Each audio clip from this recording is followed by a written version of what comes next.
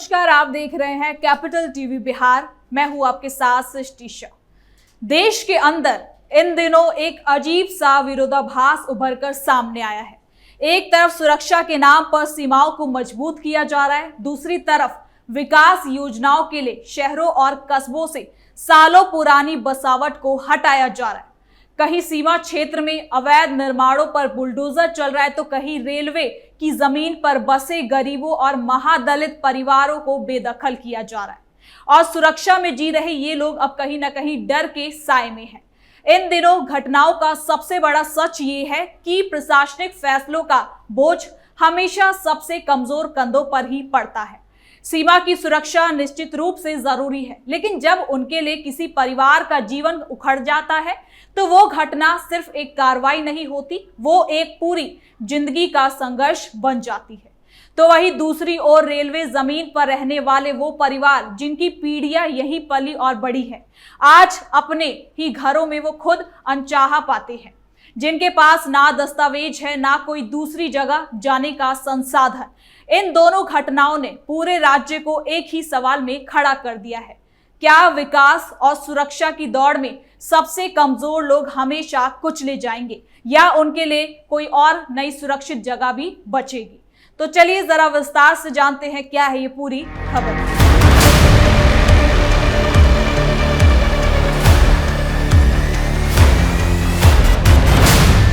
आपको बता दें कि देश के अंदर इन दिनों दो प्रशासनिक मुद्दे चर्चा का विषय बन चुके हैं। एक तरफ सीमावर्ती इलाकों में सुरक्षा को मजबूत करने के लिए अवैध निर्माणों पर कार्रवाई और दूसरी ओर राज्य के भीतर सालों से बसे कमजोर समुदायों को डिस्प्लेसमेंट के नोटिस। इन दोनों घटनाओं ने प्रशासनिक व्यवस्था, सामाजिक न्याय और सरकारी प्राथमिकताओं को लेकर गहरी बहस छेड़ दी है। सीमा क्षेत्र में अवैध अतिक्रमण हटाने की प्रक्रिया तेज। आपको बता दें कि सीमा सुरक्षा एजेंसियों और स्थानीय प्रशासन ने हाल में एक संयुक्त अभियान चलाकर सीमा के उस हिस्से से अतिक्रमण हटाया जो लंबे समय से विवादित बना हुआ था। यह इलाका नो मैंस लैंड में आता है, जहां किसी भी तरह का निर्माण, बसावट या निजी कब्जा नियमों के खिलाफ माना जाता है। तो वहीं कई सालों से ये शिकायत भी मिल रही थी कि इस संवेदनशील क्षेत्र में धीरे धीरे अस्थायी घर, दुकानें और झोपड़ियां बनती जा रही हैं। सुरक्षा एजेंसियों का कहना है कि ऐसे निर्माण न केवल देश की सुरक्षा के लिए खतरा होते हैं, बल्कि सीमा प्रबंधन में भी गंभीर बाधा पैदा करते हैं। कार्रवाई के दौरान दर्जनों अवैध घरों को हटाया गया।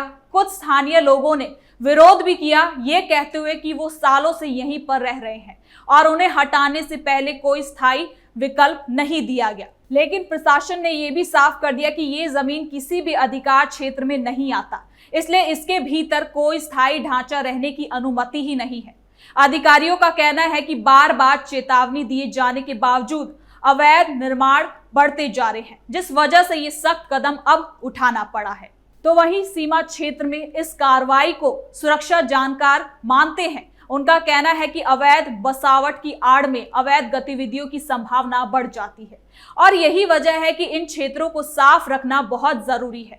हालांकि इसके मानवीय प्रभावों को लेकर भी सवाल उठाए जा रहे हैं, क्योंकि कई परिवारों ने बिना वैध दस्तावेज के सही और सालों से वहीं अपने जीवन का आधार उसे बना लिया है।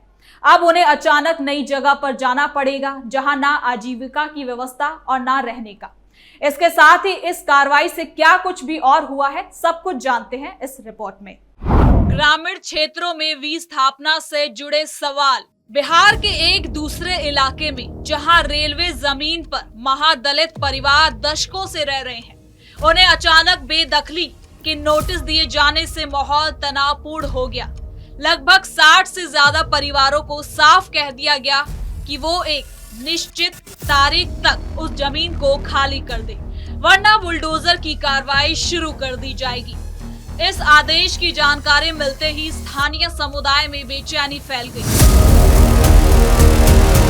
जहां इन परिवारों का कहना है कि वो 20 से 30 साल से उस जगह पर रह रहे हैं।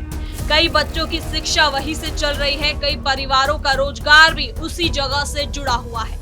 उन्होंने ये भी कहा कि उन्हें किसी सरकारी योजना के तहत अब तक कोई जमीन या घर नहीं मिला है। कुछ परिजनों ने बताया कि उन्हें पहले आवासीय योजना के तहत जमीन का पर्चा भी मिला था, लेकिन उस जमीन पर कब्जा होने के चलते वो वहां पर बस नहीं पाए। इस वजह से वो वहां से वापस लौटकर यहाँ आ गए और पुनर्बसेरा कर लिया। आपको बता दें कि प्रशासन का पक्ष बिल्कुल अलग है। उनके मुताबिक ये जमीन बहुत ज्यादा खास है और आने वाली परियोजनाओं के लिए इसे खाली कराना बहुत जरूरी भी है। उनका कहना है कि ये अतिक्रमण सालों से चल रहा है और कई बार नोटिस भी दिए गए हैं, लेकिन परिवारों ने जगह खाली नहीं की, इसलिए अब सख्त निर्देशों के तहत कार्रवाई तय की गई है। मानवीय संकट की ओर बढ़ते कदम। तो वही इस समय दोनों घटनाओं में एक सबसे बड़ी समानता दिखती है, गरीब और कमजोर वर्गों के सामने खड़ी होने वाली मानवीय समस्या। सीमा क्षेत्र में अवैध कब्जा हटाने का फैसला राष्ट्रीय सुरक्षा के लिहाज से बेहद खास है, लेकिन इससे प्रभावित परिवारों को नए सिरे से जीवन शुरू करना पड़ेगा। वहीं दूसरी तरफ रेलवे जमीन पर बसे महादलित परिवारों को अपने सिर से छत खोने का डर सता रहा है। प्रशासनिक नजरिए से इन दोनों कदमों की अपनी अपनी जगह मजबूरी है, लेकिन सामाजिक नजरिए से ये सवाल भी उठता है कि क्या इन परिवारों के लिए पुनर्वास योजना बनाना जरूरी नहीं था। इन इलाकों में रहने वाले लोगों की मुख्य समस्या ये है कि उनके पास कानूनी दस्तावेज नहीं है, इसलिए वो व्यवस्था में हमेशा कमजोर स्थिति में रहते हैं। ये भी सच है कि प्रशासनिक सख्ती सबसे पहले उन लोगों पर प्रभाव डालती है जिनके पास समाज में आवाज उठाने की क्षमता कम होती है। इस वजह से वो ज्यादा पीड़ा झेलते हैं। महादलित समुदाय से जुड़े जानकार कहते हैं कि दशकों से बेदखली, विस्थापना और पुनर्वास की प्रक्रिया में यही तबका सबसे ज्यादा प्रभावित होता है। उनके पास ना कानूनी संसाधन होते हैं, ना वैकल्पिक आवास की व्यवस्था। ऐसे में जब वो अपने पुराने ठिकानों से हटते हैं तो पूरी दुनिया जैसे उनके लिए ढह जाती है। प्रशासन की मजबूरी और जनता की उम्मीदें। आपको बता दें कि प्रशासन अपनी कार्रवाई को सही ठहराते हुए कहता है कि कानून सबके लिए बराबर है, कोई भी अवैध कब्जा किसी भी रूप में स्वीकार नहीं हो सकता। रेलवे जैसी संस्थाओं को अपनी परियोजनाओं के लिए जमीन की जरूरत पड़ती है और सीमा सुरक्षा एजेंसियों को अवैध बस्तियों के बिना सुरक्षित ढांचा देना, इसलिए कार्रवाई जरूरी हो जाती है। लेकिन दूसरी तरफ नागरिकों की उम्मीद भी वाजिब है, जो चाहते हैं कि अगर उन्हें हटाया जा रहा है तो सरकार उनकी पुनर्वास जिम्मेदारी भी उठाए, खासकर जब मामला गरीब परिवारों, बच्चों और महिलाओं से जुड़ा हो। लोगों का कहना है कि प्रशासन सिर्फ बुलडोजर या नोटिस के सहारे समस्या हल नहीं कर सकता। इसके लिए मानवीय संवेदनाओं की जरूरत होती है। कई परिवारों ने बताया कि अगर उनके लिए पहले से वैकल्पिक जमीन या फिर आवास की कोई व्यवस्था होती तो वो खुद अपनी झोपड़ियां खाली कर देते, लेकिन उन्हें बिना किसी विकल्प के अपनी जीविका, शिक्षा और सुरक्षा को खतरे में डालना सही नहीं लगता। सामाजिक संतुलन की आवश्यकता। तो वही इन घटनाओं से एक बात और साफ होती नजर आ रही है कि कानून व्यवस्था और सामाजिक न्याय के बीच संतुलन की जरूरत है। अवैध निर्माण, सीमा सुरक्षा और सरकारी जमीन की रक्षा खास है, लेकिन वो प्रक्रिया ऐसी होनी चाहिए जिससे प्रभावित लोगों को मजबूरी से सड़क पर ना आना पड़े। जानकार कहते हैं कि पहले सर्वे कराया जाए, प्रभावित परिवारों की वास्तविक स्थिति जानी जाए और उसके बाद ही कार्रवाई हो। कई राज्य ऐसे उदाहरण भी हैं जहां बड़े पैमाने पर पुनर्वास कराकर लोगों को सम्मानजनक जीवन दिया जाता है। ऐसे मॉडल लागू करने से संघर्ष कम होगा और लोग खुद भी सहयोग करेंगे। आगे की दिशा। इन हालातों को देखते हुए कुछ जरूरी कदम सुझाए गए हैं। सीमा क्षेत्रों में स्थायी निगरानी ताकि अवैध निर्माण दोबारा ना हो सके। रेलवे और राज्य प्रशासन के बीच समन्वय बढ़ाने की आवश्यकता है। महादलित जैसे कमजोर वर्गों के परिवारों के लिए पुनर्वास की खास योजना बनाई जाए। बेदखली से पहले विकल्प दिए जाएं ताकि लोग सड़क पर ना आए। प्रशासनिक निर्णयों में ये सब संवेदनशीलता बनाए रखना जरूरी है।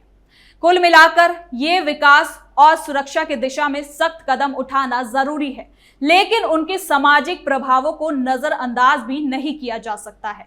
सीमा सुरक्षा के नाम पर परिवारों को बेघर करना या विकास योजनाओं के लिए गरीबों की झोपड़ियां हटाना तब तक अधूरा कदम है जब तक उनके लिए सुरक्षित और स्थायी विकल्प नहीं आ जाता। सरकार के फैसलों का उद्देश्य अगर सबके लिए सुरक्षा और विकास है तो तभी सफलता हो सकती है जब व्यवस्था कमजोर तबके के जीवन को भी उतने ही महत्व दे। तो फिलहाल के लिए इस खबर में इतना ही। देखते रहिए कैपिटल टीवी बिहार।